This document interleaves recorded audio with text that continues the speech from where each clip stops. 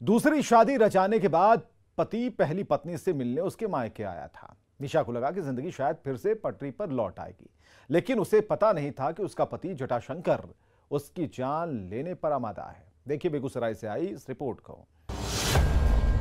पति पत्नी का विवाद बना काल।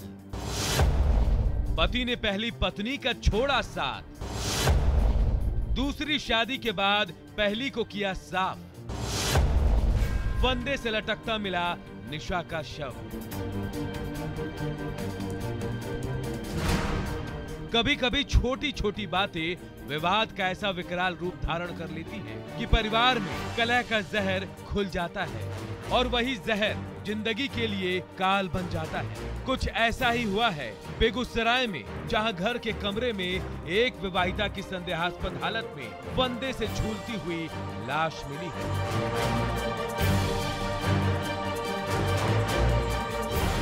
परिजनों ने जब उस मंजर को देखा तो पैरों तले जमीन खिसक गई।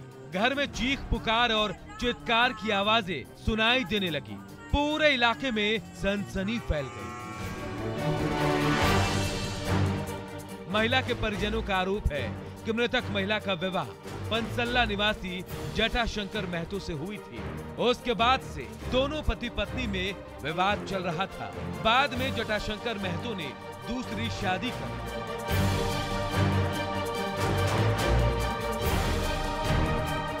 रविवार को जटाशंकर महतो ने अपनी पत्नी मृतका निशा कुमारी से मोबाइल पर बातचीत की। उसने कहा कि वो मिलने आ रहा है। उसके बाद शाम में जटाशंकर महतो अपने 4 दूसरे साथियों के साथ अपने ससुराल हनुमान महतो टोला पहुंचा और खाना पीना खाने के बाद वहीं रुक गए।